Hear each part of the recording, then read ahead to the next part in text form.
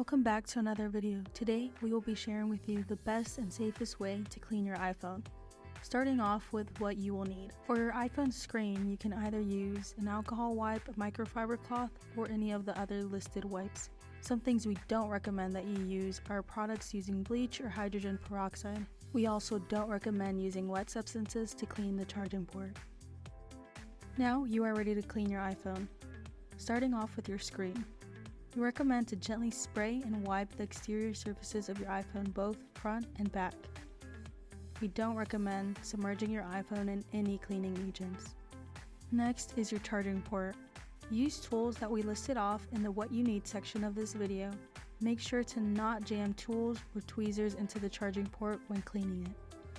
This could potentially damage your charging port and result in issues charging your iPhone. Here are some before and after shots of us cleaning an iPhone.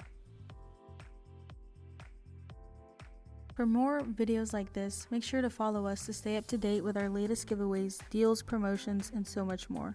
Or just head to our website at www.techreplay.com to learn more about us.